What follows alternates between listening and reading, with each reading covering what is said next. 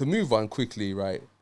One person that has done it very smart, and I respect highly, and I bring him up as well because it moves on to a business issue and something that has been happening, or conversation that's been happening within our community over the last couple of weeks, and that's Krept, but more so in this case, Krept and Conan, in their involvement in the supermarket Safeways. Safeways, yeah. Because there was Safeways back in the day, Yep. which is SAFE ways. This one is SAVE ways. Yes.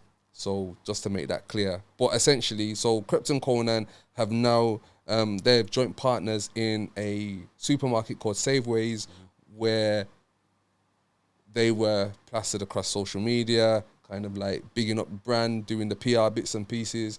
And then some people started to look into the ownership and the percentage ownership and how much they own and blah, blah, blah. And then realized that they were in partnership with an Asian guy, and I can't remember his name.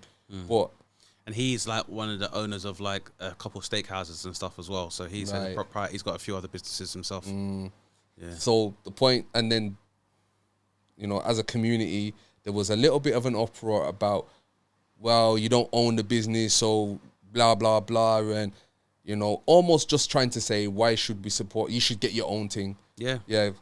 Go and own 100% of these Safeways. Don't partner up with this Asian geezer. Now, I would say this. I understand, especially coming from a space in which a lot of people do not understand how business works. Yeah. I can understand. And then when you think about the discrimination as black people that we've felt or faced in these spaces, whether it be white businesses, Asian businesses, there's a lot of discrimination that we've faced. So, you know, there's always been this conversation about black people should do their own thing and blah, blah, blah, whatever. I understand why people would question it. And I think it's good to have debate because it creates a space to educate these people. Because also what you have to remember is that we have never really, and correct me if I'm wrong, bro, but I don't remember any black person having ownership in a supermarket in the UK. Not in the UK that I can think of. The only, maybe, I can't really think of anybody that has not only a supermarket or a supermarket chain, maybe a small supermarket or convenience store, but even then I wouldn't know for sure. So, yeah. So the argument here is: do you own 100% of it and have to push a boulder uphill because owning any business is difficult? Going into a space like Krept and Conan are rappers, so I hazard to say that they know a lot about the moving parts of a supermarket and what it takes to set one up. So it's pretty smart business, in my opinion, to have a small percentage ownership. For me personally, it's kind of like, man ain't questioning man's road credentials. That's not what I'm doing here. What I'm saying is nobody wants to be on road forever. So my hope is that man them will thought thinking, yes, this is the next step. My man's got Nala's baby. He's brought Bear Man into it. It's a beautiful situation. You know what I'm showing you? Now I just feel like, okay, you've passed that stage now. I don't want to hear no man saying this and that, drillings and rare tear man record, because man ain't on road. And if you are on road, you shouldn't be. You get me? Because man's far surpassed that. And that's a good thing. And that should be an example to the youths that are trying to get into the rap game or are on this, you know, minor level of perpetually marketing chefings and this and that and rare tear just to get big so they can boss. And this is an example, a very good example. So don't now come back and start telling me about. Well, I hope that's not the case. It's funny you say that because I was listening to Conan's Last Night in Kingston freestyle. Where he says that I can't keep talking about drillings again. I'm on the phone talking millions again. Right. So he's obviously they're moving towards in a good space where they're definitely evolving. And I feel like, like you said, I do understand there's the backlash where people are saying that how it's being presented as them being large part owners. However, what that really shows is that clearly the people who they're in business with understand the draw of their star power and what can give their brand distinction, because obviously the supermarket convenience store space is a massively enormous, arguably saturated market, like, you know, because, and especially now what you're seeing is that for the titans of that industry, whether it's like Walmart, I think, who might even own like Morrison's now, and like, or no, Asda, sorry. I think Asda changed ownership. Yeah, few so years back. I think it's Walmart own Asda now. So then, but you got like Morrison's, Asda, Tesco, Sainsbury's. These big titans of the industry. I've never seen, heard, smelled a black person anywhere near an executive or ownership position where there's people. That being said, if I told anybody that I own a 4% stake in Sainsbury's, you would know that my bread is long anyway. Yeah. You wouldn't even question it. So for me, I don't see why people are so offended by it, other than the part about the professing ownership, because they have an ownership stake in it. It might not be a majority ownership stake, but they have a stake in it. Because, you know, if we're talking ownership, and if the idea is that they have to be they have to conceive the whole thing. Elon Musk don't design cars. Yeah. He had money to buy into Tesla. Yeah. He had money to buy into PayPal. He doesn't design rocket ships. He's able to pay people to do that. And that is a big part of business, is delegation of responsibility. So why, you know, they've previously had the business with Crepes and Cones. Their restaurant closed down. And I'm sure there would still be overheads of owning a commercial property and a lot of other stuff and implications that came with that. And that's probably been a learning curve for them to say now, rather than going and having the risk of owning the restaurant, we can put the money towards a previously existing commercial property and just take our share of the profits, which we can then have the option to reinvest and have a larger stake. And best case scenario, maybe we open our own convenience store. But essentially, being involved in the chain, especially in an industry which we find ourselves obscured from us most of the time, is a good thing. Because I agree with you. Like, rappers talk about, how do I put it? I say to people all the time, and then we talk about the difference between riches and wealth, because you can be a rich rapper, but that doesn't make you wealthy. So, before you go into that, let's just a quick deep dive in the difference between riches and wealth, and what that actually means. Yeah, wealth being generational. I think it's very simple: is that rich people buy champagne and wealthy people own vineyards. Right. Yeah. Do you know what I mean? So, as to say, rich people buy champagne to consume it, to look good. Yeah. Wealthy people own the vineyards where the grapes come from to make the champagne. They are the sellers. Yeah. And all you rich people will come and go. But I'm still selling champagne. So whoever's got the bread at the time is still buying my thing. Yeah. So that's the difference between rich and wealthy. And I think that, you know, to criticize Crepes and Conan now, where we've already seen the success of Nala's Baby, it's not that they don't have business acumen. It's not that they're not trying to build generational wealth, because they are doing that as well. But the other part of business, other than delegating, is diversification. And they're moving into a new... I don't know nothing about no supermarkets. I'll be honest. I did business at uni. And I know how business works. But so far as how... Most people don't know how... Listen, it's a whole different most people, thing. When it comes to like food, most of us nowadays especially do not even understand where agriculture begins and how to plant and grow food. Exactly. Most of us only know food when we see it in supermarkets anyway. In the plastic bags or the cans or whatever. So it's already in its finished form by the time we even know about it. So if I was looking at what they're doing, I too would be like, well, do you know what? I don't know this well enough to say I'm going to put my money in it and say that I'm an owner. How about I put in this percentage of a stake and we see how it performs? That's, you know, they want to manage their risk. Like, I don't know how much money people think Crepes and Conan have, but supermarkets are not cheap to invest in. So if they want to put 2% in, big though. And still have, you know, they might still want to have liquidity. What's the point in putting my money in here when I still got to pay my mortgage or, you know? You know what? The final two things I would say on this is, one, it's better to own 4%, 2% of something that's making money than 100% of something that you don't know anything about. You know what I mean? And it's like, because to own and understand, like you said, to understand how the moving parts and how a supermarket works, you're talking about a massive supply chain. Massive. That we are, for the most part, as a culture, not a part of. No, we're not. At all. You get what I'm showing you? So maybe, we are the growers, but then from we grow something, a lot of the time, distribution, or these, like, just even like picking and packing, having a massive warehouse where the stuff gets delivered to, stored in refrigerators or wherever it's, you know what I mean? All these... even freight, logistics, even moving the stuff from the warehouse to the shops. I'm not even sure how we're involved in that part of the business. This is what I'm saying. And this supply chain makes money.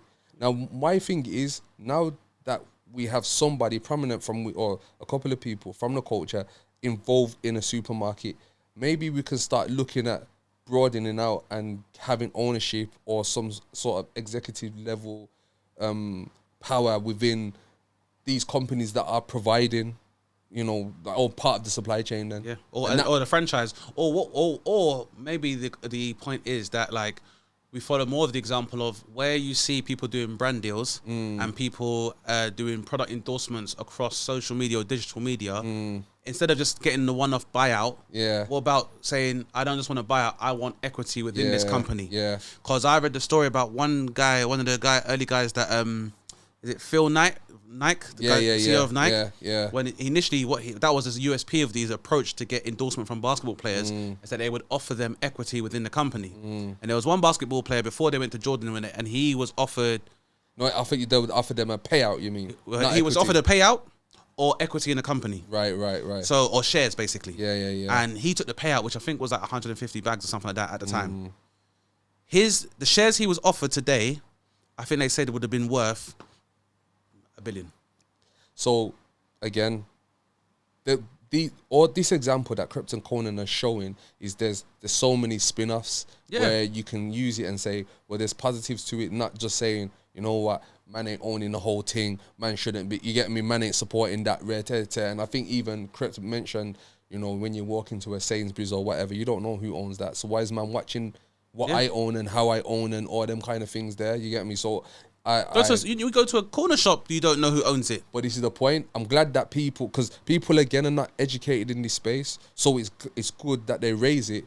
So then people that are more educated can say, nah, this is how it works. Yeah. You get what I'm showing you? Let's create debate. Let's not get all violent about it and aggressive and this, that. It's just, you know what, I've got an issue with this. You got an issue, well, this is what I say about that. And you get me? We can have some healthy debate. The last thing I would say about that is I also would like to see, because there are so many independent black businesses that are producing products that could potentially or struggle to get shelf space in any other supermarket. Now we have Safeways. Let's have less of the traditional, I was going to name a brand name, but I won't bother. But yeah, less of the traditional brands that are served to our community. And more independent brands. And more independent. Yeah, but we also have to share that information, and I guess we have to begin to work towards leveraging our star power in the right way. Obviously, there's a lot of black influencers. I mean, across even the board or the landscape of influence, I still think black people are probably the most superior, most influential people. Like I said to you before, Kai Cenat is the biggest streamer out there. You got this guy, is it the kid? Was it KB or Carby? The guy on TikTok, one of the biggest TikTokers. So our influence can't be denied, and if Krypton Conan have used that to get their way into an industry which has normally been obscure to us, I think that's a big step. And I think that, for me, the optics of it, and I guess when they sort of ownership and stuff like that, and the optics of that, it's what made people angry. But I think the more the optics of having two brothers from the hood that was in Gypset, that's gone from being in Gypset and spitting bars in raves to being involved in this, for me, represents massive progress. Yeah, and absolutely. Rather than us trying to pick holes in that in that image, say, all right, I'll level it up then. Yeah. And do the next thing. So it's like, where, first Jay-Z was like president of Rockefeller, and then he became president of Rock Nation, and then he had Tidal, and then it was in Armand de Brignac and doing Ace of Spades, and let's say he was the 100% owner of all these things, but even in his case, Jay-Z initially started off, remember, he was doing endorsements for people like Hewlett-Packard. And then obviously realised with how he can leverage his star power, why should I just be doing the advert for Hewlett-Packard? Why don't I own the streaming site? Yeah. And become in that digital space. So then Hewlett-Packard needs my thing if they want to sell things, you know what I mean? So I think that it's we have to stop thinking about these things and now the solution is continue our push to realising our power and how much attention people pay to our purchasing habits and how dependent, and we can, and this is the thing, like in the way that we may necessarily dominate the industry yet, what we can do is we can have a massive influence on purchasing trends. Definitely. Because Crocs was an idiot thing until black people started wearing Crocs. See it there? Now everyone's got Crocs. Only chefs in kitchens and nurses used to be wearing Crocs. You get me? Or Crocs look like a shoe you put on when your mum says, this shopping's been outside for 10 minutes. What are you not doing? Come get the shopping. And your mum goes, it's raining outside. Go pick up the clothes. Put on the Crocs. But now they're a fashion accessory. And now other high fashion brands have their own version. And so it's more about us understanding that power and how we can leverage it. So it's like, Because when I think about these things, it reminds me of like when Kanye was cussing with Sway. And saying Sway was like, "Well, you ain't got the answers," and he was like, "Well, why don't you just do your own thing?" Like, and then he was like, "You ain't got the answer, Sway," and then he did do his own thing, and now he's a billionaire. So, and you know what? Finally, on that one, shout out to the bag of women that jumped on Crep's back when they saw. They saw Sasha. Shouts out. Saw Sasha doing some independent stuff. They basically, back in the day when they were still together, you know, the story goes. I mean, I saw a few bits and pieces. Basically, getting on my man saying, "How come Sasha's having to do this and that, and are you doing?" And this was before Nala's baby. And I swear down, when I saw Nala's baby, bro, it was such a nice moment because I just thought to myself, imagine he was just sitting on that. Yeah. And use that word. Going in him saying how he's not looking after, he's not doing this and that because Sasha's doing modelling this bits and that bit. You get me? And then Nala's baby come, and where's Sasha now? From what I've seen, she seems to be doing just fine. Gone, her child's future is patterned. You get what I'm showing you? And you know, she's moved on. I think she's having another baby. She thinks she's had it, man. Yeah, so she's doing all right. But I think, you know, Krept is a perfect example of showing somebody that even if I'm not in a relationship with the mother of my child, I can still create a foundation and also create generational wealth and still look after his family. Yeah, and that's I mean, we started this conversation about family, but went into business and it comes back to the family. I'm showing you. So there's... And if anything else, he also has provided an image of aspiration because your father owns a business or works within a business. Massive. Yeah. He's created an inspiration for a lot of people, not just his child. Yeah. You got what I mean? Because he's from the ends. Yep. Like, he's younger than me, and I look to man and say, yeah, big. Absolutely. You get what I'm showing you? Like, that's an inspiration for even me as a big, like, an older man. Yeah. And he can spit too, which helps. Say that again? Can still spit as well, so yeah. Still got it. So just don't come back with telling man about the ends, blood. You're past that. And I feel like he can definitely see that, and I hope that's the case. And it's important that we say about the community and about criticising, because I think then, you know, there's this pressure for young black men to prove that they are a certain way when they've begun to move away from it. And we need to make sure that even though we want to keep people close and keep people tethered to an extent, we don't want to clip their wings. We don't want to, you know, give them this Icarus complex, and we don't want to make people feel pressured to give back at the expense of themselves. There is nothing in blackness which means we have to remain within a certain socioeconomic status. That is something that was put on us, and that's important for us to know. Being poor and living in deprived areas is not a black thing.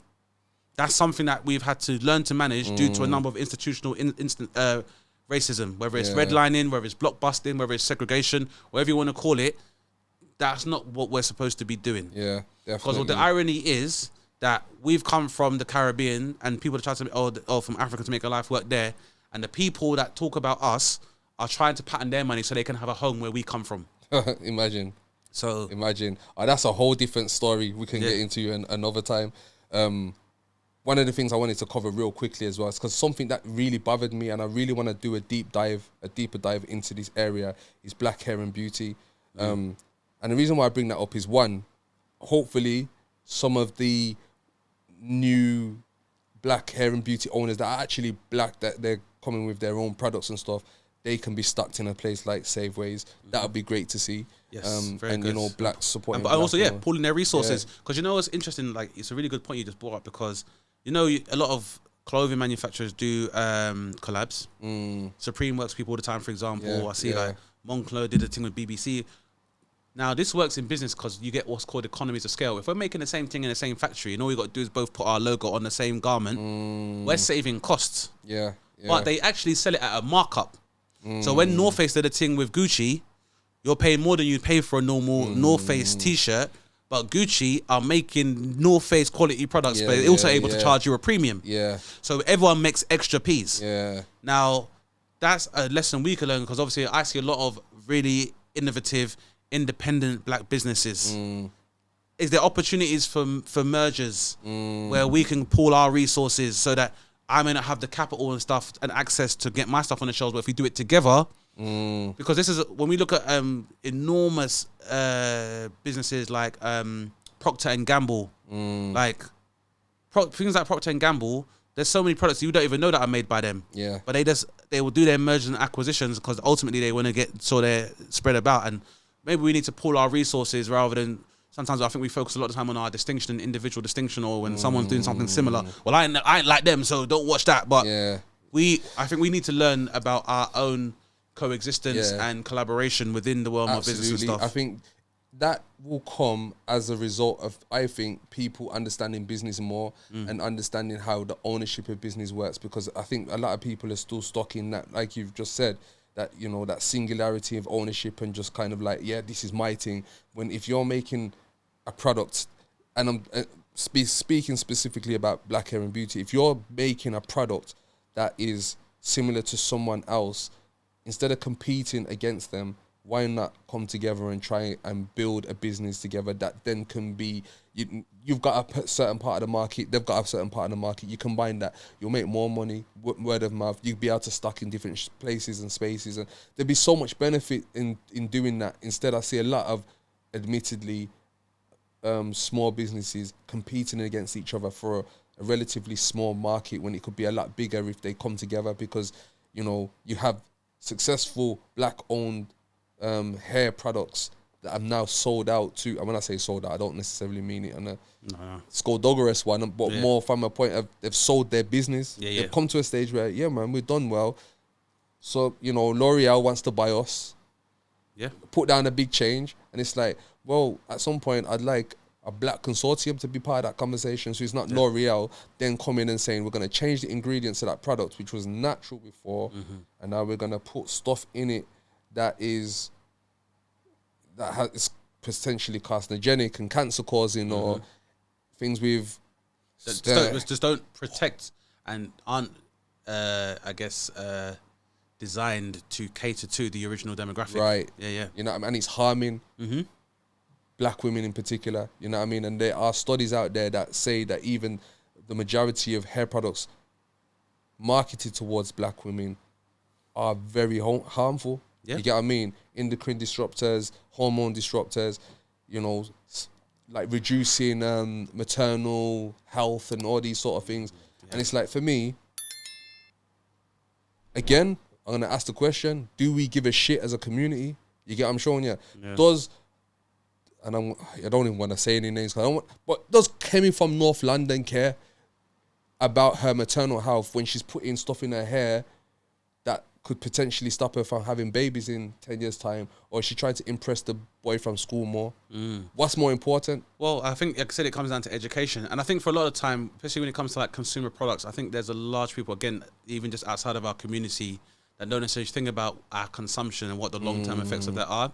I think for our community, though, it's important for us to talk about it because no one else is going to care about us. So it's good to say, why do we give a shit? So I think that people do give a shit, but I think there is a lack of education. And I think that we need to be able to provide that, even if it comes down to like literally talking about a product and giving a review of that product and people having that channel. And even in that case, there are a lot of reviewers now and people that review products and look at the health of it. But it's like, collectively, we're going to need to create, like I said, a tangible, safe space where we can have products for consumption that aren't going to have a negative effect on us. So I think that we do give a shit, but I just think that, do people have all of the relevant information about alternatives and safer alternatives and more, products which are more harmonious with the body and has access to that? I hear what you're saying about the education. I think that is an issue, and but I would love to think that we do as a community or for the most part care about these things. Because sometimes people don't, because sometimes, like I said, people care more about how the short-term gratification than the long-term effects. And the same with that, tells you in the packet that smoking will kill you. Yeah. But people are still smoking the thing or asking for chip. Because it's like, well, I'm trying to build my thing up. So, and how's that going to affect you long-term? Well, it's not everyone's thinking about that. Like, when people go out, everyone's got their Maggie. I've got their Maggie to get me started for the night out. Now, there's nothing wrong with it. No, but if you know you got a history of diabetes in your family, might not be the drink for you. Well, you know what? It's funny you should say that, because they say that, you know, you've got that old saying that disease is hereditary. But I was speaking to somebody, this was a few years ago, and one of the poignant things that they said to me about that in particular was, it's not disease that's hereditary, it's eating habits that's hereditary. Absolutely. And so if you are eating, I mean, this is another thing that we can get into, but we, you know what I mean, we'll get into another time. But the point being is, if you have bad diet, your lifestyle doesn't incorporate any exercise, all these things can have a kind of combined effect where you do have diabetes, you do have cancer, you do have all these things, and it's like you grow up seeing your parents doing no exercise and eating bare beef throughout the week. Yeah. You get what I mean? And I say beef because we all know that the food, or we should know by now, that the food supply chain is not that great, so the food you're getting is shit. Yeah. You get me? But then when you're consuming, like, beef, red meat in particular, takes 2 weeks to be consumed by the body. You eat it, it takes 2 weeks for it to actually disappear for your body to shift it, basically. For your body to get rid of it, you get what I mean? So all the shit that's within the red meat, it's there for 2 weeks, but then tomorrow you have red meat, and you've now had red meat every day for 2 weeks. Now you're having a surplus of endocrine disruptors and hormones disruptors all within your body, and you're not getting rid of it because every day or every other day you're consuming beef that is shit beef, not the same beef that King Charles is eating. You get what I'm showing you? Like, and even he just had to have chemo. See it there? You get what I'm saying? So the point is, these things are hereditary. You know what I mean? Someone will die from cancer that's potentially from eating, like having a bad diet, but we'll go to the afters of the funeral and eat the same shit that killed them. This is it. And a high sodium. And this is the thing, like, we talk about a lot of ills within our community, and I would say that among those, sodium and processed sugar are bigger killers than knife crime to us. But it's not a conversation we're ready to have. And, then, and also, it's like, are you gonna really go there, blood? Yeah, we medicate ourselves with food. Yeah, we do medicate ourselves with food as a community, and that's a learned behavior of a way of dealing with our trauma, and where we've tried to provide escape from the harsh externalities of being outside in the world. Go to grandma's house, grandma puts on a spread, and that food, we use it to medicate ourselves. Like, rather than someone turn into a needle, sometimes you just turn to the drink, or you turn to eating to fill a hole that, And I don't know about in your household, but it was a lot more fashionable, especially from my grandmother's concern, to be bigger than smaller. Of course. If I lost weight, my nan would be cussing. Yeah, well, my family, it's more like, for example, if you get like a takeaway. Yeah. If you say, would you like some vegetables with that? Everyone will be like, what's wrong with you? Yeah. You want me to order vegetables? And pay for them. No one's doing that. If you order a Chinese, you get a set meal. People ain't getting vegetables. Like, having something green on your plate is not. It's something that people always think about. Yeah, it's not fashionable. So being able to afford a tomahawk steak with gold flakes on it, no one cares about what you got. The sides. You know what I mean? But these are things that obviously there are. That is a perfect example of us having to be proactive rather than reactive with our own nutritional health. Yeah. Absolutely. So I want to switch it up real quickly on a couple of different conversations that I think have massive impacts, albeit that they're more geopolitical. The name Elon Musk, which everyone should be familiar with. There's so much to say about that guy. And I'm going to say something maybe potentially controversial. I actually like Elon Musk. I actually do like this guy. I think, I don't like him for everything. Obviously, there's things he's done I don't agree with. You get what I mean? But there's a certain way, like, he reminds me of Iron Man. Oh, no, God, no. No. It's like that kind of. No.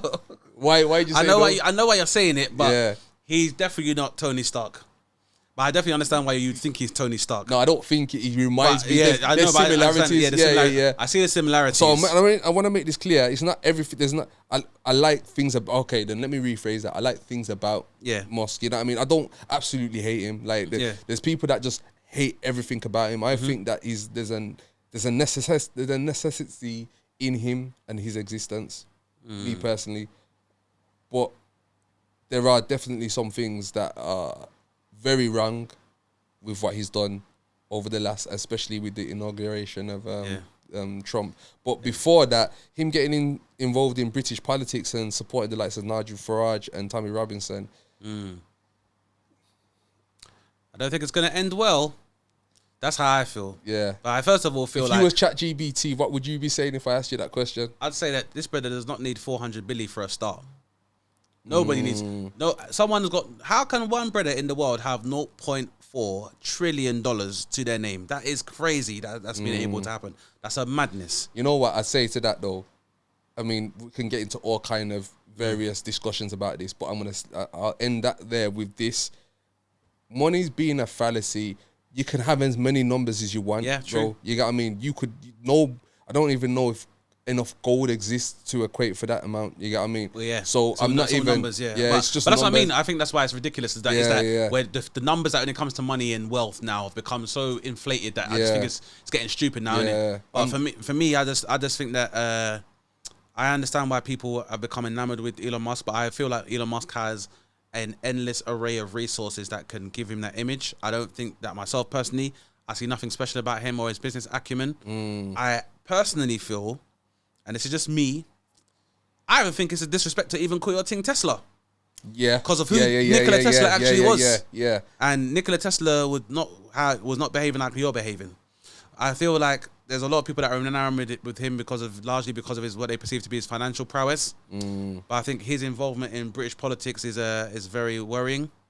I think it definitely has lifted the veil on how politics and how you can leverage power within politics and especially pay your way into it, which I think he did with Donald Trump's election. I think he's trying to do that here as well. I think that his motive is actually quite simple. I think he wants to acquire more wealth, have less regulation, and he is trying to put people in a position of power that will facilitate that for him. Because the British economy and the way British economics is structured is not exactly the same as America. We have lost a lot of them, but there are maybe a little few checks and balances whereby there are certain aspects that aren't yet completely for sale. I think that he feels that by having a banker like Nigel Farage in his pocket, or someone like Tommy Robinson, who basically does what he was, he's basically just an ideological whore as far as I'm concerned. If you got money, then Tommy Robinson will do it for you, because it's not his real name. He is a fiction. He is a media fiction that has been created to further the agenda of the people that pay him. But here's the thing, right? I think that this is where I just feel like, actually, you got it wrong here, Elon. He, got involved prematurely because we're in a space of change in the UK as far as politics is concerned. But then secondly, he's got involved with the wrong people. The swing against them is going to be heavier than the swing towards. And in the same way that... what's his name? I think that's also because he's not as astute about how class works in the UK. Right. So this is why I'm not as worried. Yeah. Like, I think it's a worry. Don't get me wrong. I think there's definitely a concern to be had. But I'm not as worried because I feel like he's not as educated on UK politics as he would need to be to have a long-term impact. I do see a short-term impact in which, as far as our culture is concerned, we need to be aware of, you get what I mean? And the sort of things that we would need to then start to navigate, because, we'll get sick if America catches a cold. Exactly. So, we are almost directly affected by American foreign policy, probably more than any other country. Right. There you go. I mean, I don't know if I agree with that entirely, because when you think about we spoke about what's going on in Congo, and how Rwanda and there's another close African country, they're literally pillaging Africa now. I mean, Congo now to Uganda, space. I think it is. You got supported by the West. Yeah. You get what I mean? So the point is, like... But that's because Congo forms the entire basis of Elon Musk's fortune, and as well as Tim Cook's fortune, as well as Bill Gates' fortune. Yeah. Without the access to cobalt and coltan, you lot have nothing. And, that is probably going to be the pinnacle of our discussion as a global community, as a diaspora, of how we can, reclaim that power. And I don't know how we would even do that. And I sure as hell I'm not the activist or architect who has the plan yet. But it's like... Well, I mean, I think there's an inspiration. I'm going to say this. Ibrahim Traore. Yes. The most important black man in the world right now. I completely agree. So, for people who don't know who Ibrahim Traore is, please look him up. Yep. He is the president of, or Prime Minister of Burkina Faso.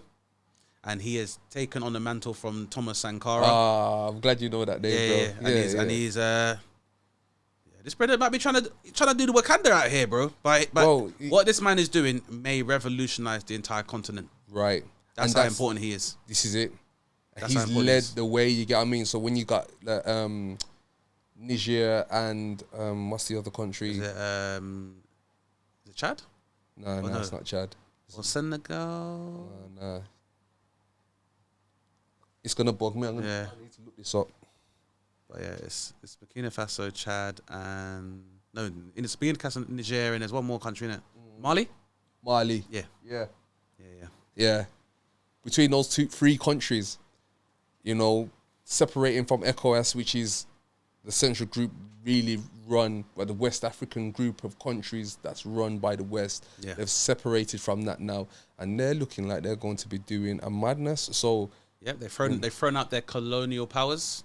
Yeah, they've expelled the colonial powers and the colonial influence from their country. He has survived, I believe, 13 attempts on his life or something like that. Yeah. It's a madness. It's a madness, and not even hearing about this unless you are looking. But yeah, Ibrahim Traore is the most important black man in the world right now, as far as I'm concerned. Yeah, absolutely. And with that said, we've also got Elon Musk's salute. Do you think he's a Nazi? I think if it walks like a duck and talks like a duck, got to listen to the quacks. Right. So I had a massive argument on Twitter about this because I was like, this is for all the detractors, all the people saying, this is not. And don't get me wrong, I'm not with the supreme left that's saying, this is a super Nazi technocrat that's gonna come and like turn into Hitler tomorrow. That's far from what I believe. But at the same time, he did a Nazi salute. He did a Nazi quite salute. Clear. Yeah. And did it twice. Yep. And the argument from a lot of people is that we missed the context and that he said, my heart goes out to you, but he did it twice before he actually said, my heart goes out to you. The one thing that I would give, and this is some Candice Owens, where she was breaking down, is that, and I didn't know this, but now it makes sense because after watching all the interviews and things on Elon Musk, he does come across awkward. He suffers from Asperger's. Now, I've worked with someone with Asperger's, and I remember getting into trouble. I shouldn't say getting into trouble, being pulled in by HR because I used to, like, in the morning, I'd have some biscuits. Every morning, I'd have these particular biscuits, and I'd, break the biscuits off, eat the biscuits, and, the crumbs gets on your fingers, and there's a bin between, he sits right next to me, there's a bin on the floor between us, and I used to flick the crumbs off into the bin. He told HR that I was making gang signs towards him. Now, working with him and then being told afterwards that he suffered with Asperger's really gave me greater context for what Asperger's, like, how to explain. It's a proper thing. Yeah. When I say proper thing, bro, real thing. This guy was, and I don't want to offend anyone with Asperger's, but the awkwardness in which it was to be around him and then interact with him, even when you're trying, and the things that he used to say to me and the things he used to do, and then culminating in me being pulled into HR and being told I'm making gang signs to him under the table. It was crazy, but for me, that is the only explanation for why or how Elon could have done a Nazi salute. Yeah, but I feel like there's a lot of work going into finding an explanation from somebody who very clearly is able to manage themselves in all the other arenas of their life. We've seen professionally, because he's the richest man in the world, and he's done that fair enough, even though he has 11 children with 3 baby mothers. No one questions his ability to have a family, apart from his detractors, and no one blames it on his neurodivergence there as well. The man is obviously able to take care of himself. He's sued people successfully many, many times. So he's able to I think he is able to pick up on social cues very clearly. I don't know if I completely agree with that. Well, I don't actually, and I'll tell you why. Because have you read his book? No, you probably, you wouldn't have read his book. Yeah, so I've read his book, and the latest one, I can't remember what the name of it is, but where does he find all the time to write these books? To be honest with you, I think he was linked up to Neuralink before a lot of people, because he does too much, bro. Like, this guy is up. like he's doing. You know, people say to you, "I work 80 hours a week," which is probably the time in which you're crossing over into entrepreneurial status, and then from 80 hours to 120 hours a week of working, you are super successful. Like you read up on anyone who's doing 100 to 120 hours of weekly work, they are super successful. I think Elon's doing more. I think, and this might sound like a far out speculation, but I think he is linked up to Neuralink, and that's the reason why he's able to be so omnipresent. I think he's able to pay people very well to do these jobs for him. Yeah, potentially. That's what I think. I think that you are able to pay people to. You can pay a very good ghostwriter. He has an autobiographer that writes stuff down for him, and that's what you do when you're rich. And you're able to delegate these tasks to other people. And I think that he is able to put his name to other people's innovations. Yeah. And I'm not necessarily critiquing that. Maybe he probably takes a lot more credit for things that he didn't necessarily do himself. But I mean, I can't hate somebody I necessarily haven't met.